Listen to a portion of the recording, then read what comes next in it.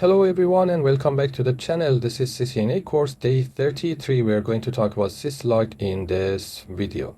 So we are going to speak about Syslog, explain it, CCNA level of course. We do not really want to go super deep into that, but also I'm just going to speak about Syslog a little bit more than what you need. Also, we are going to talk about the messages that are generated, how you can understand the severity level, how you can use it in for different purposes. What are the purposes? You're going to see the logs, which are the messages generated by the devices, and in there are different reasons for this kind of a generation of message. For example, security reasons. Let's say, for example, changes in the configuration, changes in the system. Let's say itself and different things that happen to you, you can just check it, and very much likely you're going to use this services like messages for troubleshooting. What I mean by that is you do not really read these messages just for fun. They are just information that you can use to understand what has happened, what the problem has caused this device not to function properly or stuff like that. All of them could be learned by Syslog. So let's just start with the Syslog itself. Syslog shows real-time events. Let's say, for example, I'm just going to open here. I can see that there are some stuff that had happened here. For example, here says a dual 5 neighbor change. This means that EIGRP has generated a new adjacency, or let's say maybe the adjacency has been torn down. Based on the message, I can just understand that this is a new adjacency. For example, there is another one here that says that the interface line protocol interface up down, which means that something has happened to the interface itself. And this one, for example, says a link up down. You can see the severity level is a little bit higher based on this number that you can see in the middle of the message. We're going to talk about this later. But these are the things that we can just check to understand what is happening inside the device. And if there is a problem that needs our attention, we can just take a look at that and figure it out. So these messages are essential for us. And this is a history of events that happen in the network. And in production network, these messages are gold. You need to have them, you need to keep them, you need to analyze them to understand what is happening. But where do you see these Syslog messages? First of all, you should see it on these devices, on IOL devices, for example, or let's say on iOS devices or iOS XE devices. And I believe that on iOS XR devices, you can have a higher amount of Syslog messages generated on the console, as I see in the air, than what you have in the system. So what I mean by that is we have different severity levels for message.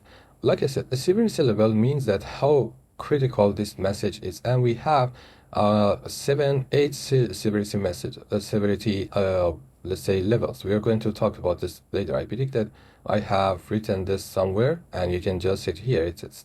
So there are 8 levels of severity messages, but you can see them from 0 to 7. So if you see something with lower number, this means that it is more critical. In this case, for example, you can see this severity level is 3, which means that this is kind of a critical message for us. But this one is 5, which means that there's a kind of a warning. This means that that's kind of a notification. Sorry, this one is an error. And this one is kind of a warning. Let me do something about this page. I'm going to change this and start from 0, because this is kind of, let's say, misleading. And unfortunately, this doesn't start from 0, right? Does it? No, it doesn't. So I'm just going to write this here so that you can understand. So this is 0. This is 1. This is 2. This is 3, 4, 5, 6, and finally this is going to be 7. And again, I'm just going to make sure that this is not going to cause any confusion. So I'm just writing this like this and saving it and open it. Okay, so we have level emergency, which means that this is the most critical type of the problem that you can see in here, and you need to take care of that as soon as possible. In my case, for example, here what I have is level 3, which means that's an error. There is a problem with the interface we need to take care of. And here we have level 5, that's a notification, kind of an information. I do not call it an information because we have information as number 6, but most of the time, whatever is level 5 and beyond, that's going to be information that you can kind of, I won't say ignore, I will say less attention to them. Sometimes they're not going to be super necessary just to take a look at them, but anything 4 and lower than that, that's going to be a problem for you. So be very careful about what you see in here. So let's just go back to here. So where do we see these messages? Most likely you do not really see a lot of messages on the console because some of the messages are not saved in here. If I just say show login, and after that just show login, okay? So that's a lot of information in here. Sometimes this is going to be pages and pages and you cannot really see all of them. What I'm going to do is to show you something in here. And something which is interesting is on some of the devices, like Nexus, for example, you have more more options. For example, you can just say the last 10 logs that have been generated here or from a time for a time range. But you can see there are some information here. So it says that the login is enabled for you, and the login, which is by default level 5, which means that anything, let's say notification and less, what I mean less is more critical. This means that debugging and informational messages are not going to be saved in here. So here it doesn't really say what is the login level, but you have something which is here. Of course, it says that yes, here it says that the console level debugging is debugging, and it says that the monitor login is debugging, and also buffer login is debugging. So you can see that some of the messages have been saved in here. Count and timestamps login messages are disabled. What it means that you do not really remove the timestamps in here. You do not really count the time the messages in here, but it tells you that there have been 28 messages, 8 lines of messages actually have been saved in here. I'm just going to try to increase this to here so that you can see some of the messages in here based on the timestamp. It says that at this time, for example, we had a notification which says severity 5, and this is about line protocol. If I just go down, here has been there has been an informational message about the ISACAM, which is for let's say what do you call it, for security protocols for SSL. If I just go down, there are some errors in here, and then again some notifications in here. So you can see that there are different types of messages here that you can have inside the login. When you want to change the level of login, you can just do that. I'm just going to go to configuration mode, and then I'm just going to say login, and after that you can see that I have different places to save it, and here some of them, for example login buffered, you can just say what you want for the messages that are inside the RAM. So if I just say login buffer, you can just increase the amount of memory that is allocated to this. Also, I can say what level of security, what level of messages should be saved in here. Whatever number that you write here is going to be the maximum number. So if you say login buffer at 5, this means that 6 and 7 are not going to be logs for you. Notifications and lower than that, they are going to be saved for you. And the size of the buffer, because nowadays routers and switches have lots of RAM, so the basic amount is not going to be enough, and also that's not going to be too much. If I just go up here, somewhere here says that I have something like here. The light buffer is 4096 bytes only. It cannot be more than that. But normally what I do is I increase this amount to something like, I don't know, 10 times or even 100 times, because that's not going to be too much. So you can just change it. And you can just say for login alerts what you want to have, for debugging what you want to have, and stuff like that. I'm just going to say login, let's say console, maybe login console is can we although you cannot really see console in here, but you can see that this is part of the command, right? So I'm just going to say for login console, I'm just going to have anything, maybe everything, login console 7, right? Or I go with 5, which is default. Or you can say, okay, I do not really want to see a lot of messages in here. I just want to go for or below that stage and just hit enter in here.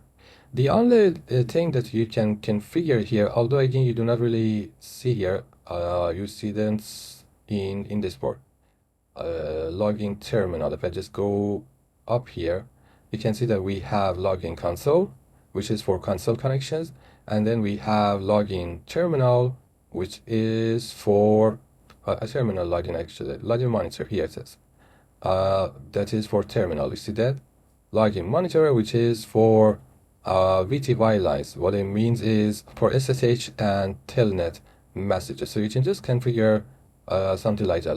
I'm just going to say login monitor, and let's say for example login monitor is going to be 4 maybe. Hit enter. Right now I'm not connected using an SSH or telnet connection, but I can just configure it, and in case somebody has connected to this, then this is going to be applied for that. Here it says that monitor login, level warning, and below that is going to be saved for you. The rest of that is not. Login console could be changed, and these are some stuff that you have. But the most important part is going to be login server. What it means is login server sends the messages to Syslog server. So if I just say Syslog, login host. Yeah, that's it. Login host is going to be, let's say, for example, 10.1.1.1, and this means that you're going to send the messages to here, and you can configure different options for that. I'm just going to say, okay, login host is this one. Also, I can say login, here it says the trap. This means that what level of messages do you want to send to login server or buffered or wherever. So I can just say, for example, 5, which is the default. So I can save this, and then this is going to try to send the messages to a log server, which we have configured in here. Okay, so console and buffer login. So it is enabled by default. You just saw the messages. For example, this one was one of the latest messages that was generated for us. And they are stored in RAM, and you can just increase the amount of RAM that you can allocate to this. Like I said, you do not really need to worry about the RAM these days. But the thing is, whenever you reboot the device, they are going to be lost. Why? Because they are saved in RAM. So Syslog server is going to give you a centralized place to log the messages. But why?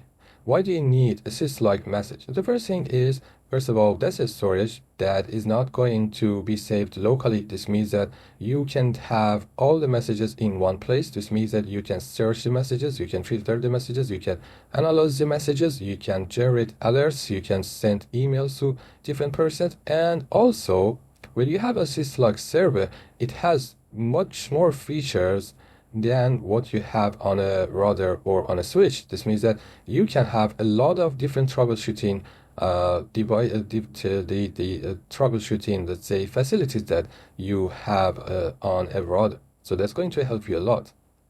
The thing is how a Syslog message is read. So the first thing is you can, first of all, you can just disable this tiny step, but most likely you should not really do that.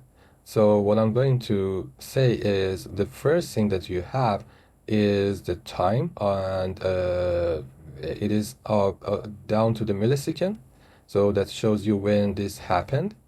Then you have the Syslog message itself, which is here. It says that this is Syslog message, and it says that this is kind of an informational message. And after this is the severity level that you have in here, and also you have the facility, which means that where this is saved. For now, this is saved on the RAM, so you can just see that. And also, what is the message name, and you can just check it and you can understand what kind of a message this is. This is, for example, login host start stop. This means that we have just configured this, and this is going to start sending the messages towards the message. And also there is a description for that. You can just check the description and then understand what the message says to you. So I spoke about severity level, and you should know them for your CCNA exam. And again, if you don't see it on, you can check it on the internet. You can check it right here. You can see that it says we have, let's say, information, and debugging is going to be 7. Here it is. You can just see the levels in front of here. But you can know that debugging is 7, informational is 6, and notifications is 5. But less than that is more important. Warnings are 4, and errors are going to be 3. More critical ones are 2 and 1. So these are the numbers, and you should remember them for CCNA for your job actually. And I just changed it in here so that you can see them much better. And also we have severity filtering. You can just check to see what levels are shown in here. You can just show everything here. Also, I'm just going to say show login, and after that I can say like I said, what level is selected for each one of these devices for RAM and for different places. So level 4 includes 0 to 4, level 7 includes all. I have spoken about this, and view in log, you can just type show login as I did right now. It tells you all the console logs and buffer logs that have been saved. You can just check it in here. And configuring login IP, I just showed you how you can do that. Just type login host, and after that the IP address of the Syslog server. They are going to be sent automatically for you. This means that you do not really have to do anything other than you can just change the level of trapping as I did, and then you can tell the device which levels should be sent towards the login server. Timestamps could be removed or could be saved. You should save it, and I will say you must save it. Why? Because based on this time we can understand what is happening. And remember, we spoke about NTP. In NTP, every device is going to show the same time. This means that we can easily understand what exact time is happening or has happened before, because the exact time is going to show us, let's say, different changes that has been made in different places in the network. We can just check it and understand what has happened. And also, for your focus, what is important is to understand severity levels, and then understand how to filter logs and where the log destination is. For filtering, as I told you, you can just say show login, and based on that you can just select what you want to have. What I mean is you can just save lower levels that are more important, and then you can check them. Okay, that's all about Syslog, and you do not even need to know more than this. That's going to be enough for you to pass the exam. Like I said, the levels are going to be very important, and understanding the message is very important. I hope this has been informative for you. As usual, I would like you to like and subscribe to the channel, and also share this video with your friends, and drop your questions in the comments. I will make sure that I will answer your questions as soon as possible. Have a good time, and see you in later videos.